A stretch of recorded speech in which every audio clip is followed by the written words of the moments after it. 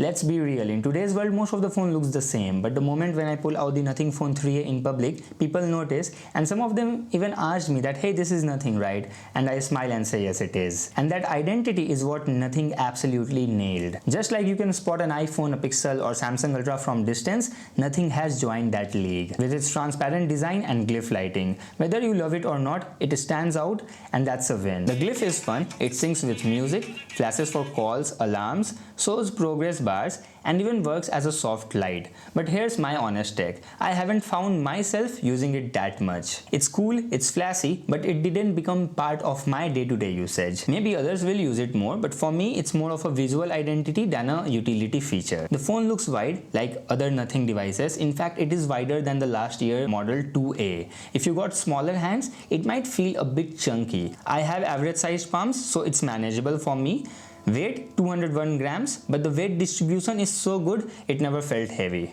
After over 3 months, I do have a few scratches at the bottom rear and a slight dent on the plastic frame. But the Panda glass on the front paired with the pre-applied screen protector kept my main display safe. And what about the rear protection? Then Nothing never told us, so I guess we will never know. But in my 3 months of usage, in fact 100 days plus usage, I have used this phone without any cover and I hardly see any scratches, plus the build quality seems fine. Stereo speakers are decent, not mind-blowing but still very good. Fingerprint scanner is fast and accurate but placed at the bottom of the screen, and I will never understand why brands do that. I mean, Nothing is not the only company. There are a lot of other brands these days as well who are giving us the fingerprint scanner at the bottom part of the display. I mean, our thumb naturally rests higher, so why not give the fingerprint scanner at that point? Display is crisp, vibrant and excellent for watching content. It supports 4K HDR and you can tweak color profile in settings according to your lighting. But also worth mentioning that it comes with 1300 nits peak brightness, which is sufficient even when there is direct harsh sunlight, so I have no complaints with the display. However, there is no HDR playback support on Netflix. Apart from that, the media consumption experience is very good on this display. Carl Pei didn't just want to create another Android phone, he wanted to bring the magic of Oxygen OS we all loved, and he delivered. The software is clean, ad-free and bloatware-free. You get 3 years of Android updates plus 6 years of security patches. Great.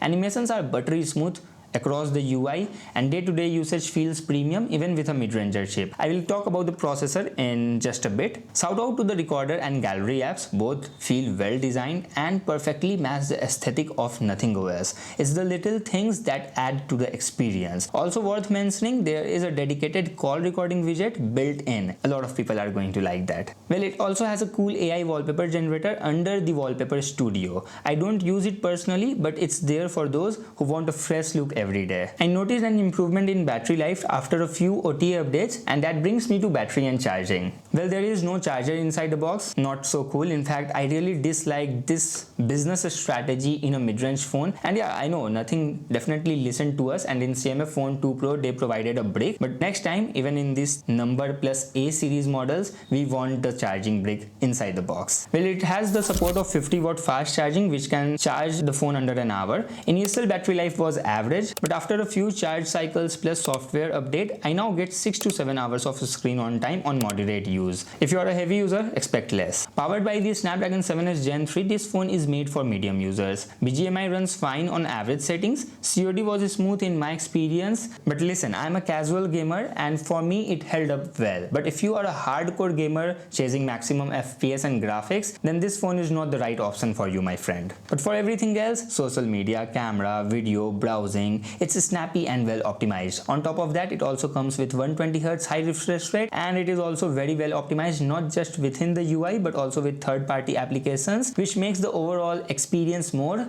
smooth. But what is not so smooth? That it comes with UFS 2.2 storage type and LPDDR4X RAM, whereas in the same price bracket, a lot of other phones are coming with UFS 3.1 and LPDDR5 RAM, means more faster storage and RAM type. So clearly on paper it's a step behind, but honestly thanks to solid software optimization, day-to-day performance is still solid. However, RAM management is where it slightly slips. it usually holds only 4 to 5 apps in memory, and I did notice occasional slowdowns in the camera UI too, especially while taking the photo or when you are switching to different modes. And then also worth noting that image processing also takes a lot of time, especially considering the 2025 standards. So now since I mentioned the camera UI, why not we talk about the camera. So first let's set expectations. This isn't an iPhone or Pixel camera, but for its price segment the cameras are good. Starting with the portrait shots, then it's good. Sometimes the edge detection might be little off, but overall it's good, and the way it's produced color is also good, although the color science is little bit inconsistent. Sometimes you will get a little bit washed out color, sometimes you will get very contrasty color, so that is definitely one thing where nothing needs to improve.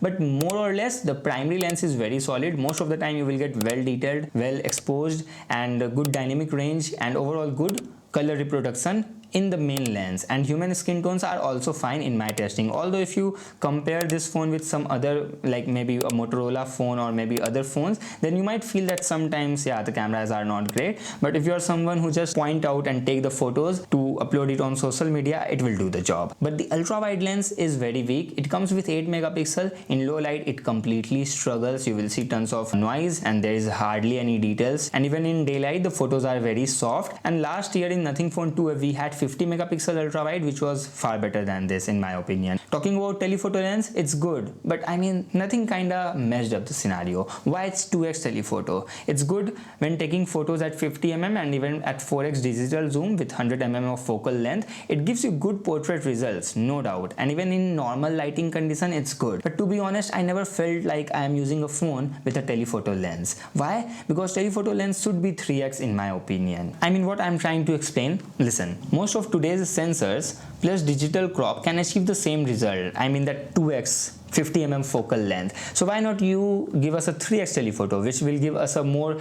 versatile option to shoot, or just skip it and give us a better ultra wide. Alright, what about the video quality? So it's good in good lighting conditions. Right now as you can see a little bit of sun rays is coming on my face, so it is looking good, and I'm shooting with the primary lens at 4K 30 fps. Now we also have the option to shoot in 4K with the telephoto lens. Earlier it was not the case, but with the update they added that option. I am glad. And don't shoot in ultra wide lens, that's not so good. But now let me switch to the telephoto lens. Okay, so this is something how the telephoto lens looks. I'm not sure how I am in the frame because I can't see myself, but also there is something in the videos as well, like sometimes you will see jitteriness in the videos, and also when the lighting situation gets a bit tricky or in low lighting conditions the video starts struggling. So definitely there is a lot of room in videos as well to improve, and they can do a lot of fix through OT updates as well. And don't get me wrong, many existing users might get offended that I'm saying a lot of bad things about the cameras, and it is not that bad. I know, considering the price, the cameras are really good.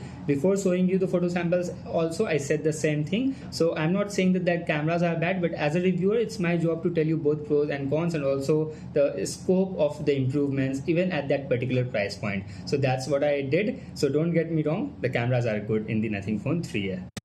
By the way guys, it's monsoon season already, and the Nothing Phone 3A comes with IP64 certification, not 68 and 69. By the way, competition is already giving IP68 and 69, so keep that in mind. Okay, enough talk about camera. Now let's talk about what is essential. It has an essential key button, and initially when it arrived I definitely used it for 4 to 5 times and then I forgot.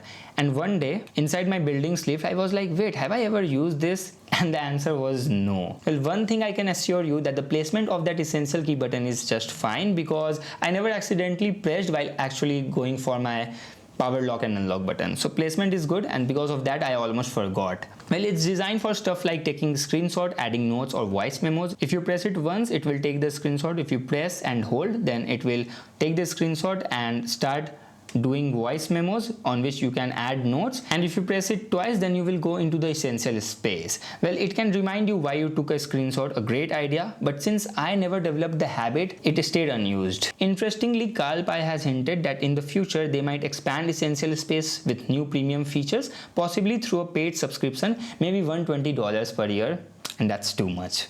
That's too much. But don't worry, the current essential features will remain free. But Nothing might launch a pro version with more tools later. Let's see what happens. Call quality is crisp, network reception is strong, mic and earpiece do their job well, haptic feedback is average, all important connectivity features are present. The Nothing Phone 3a isn't a performance or a camera champ, but what does it offer is something which is far more rare in this price segment. I guess this is the best way to give the final conclusion of this phone. See, a unique design, a clean and smooth software experience, reliable everyday performance. It's for those who want their phone to feel a little different, a little more intentional. It's not for everyone, but if it fits your vibe, then it might be perfect. So what's been your experience with the Nothing Phone 3a? Are you currently using it, thinking about buying it? Let me know in the comments. And if you like this honest, no nonsense review, you know what to do. And feedbacks are welcome. You can give me any suggestions, feedbacks on how I can improve my videos or what you liked about the video. So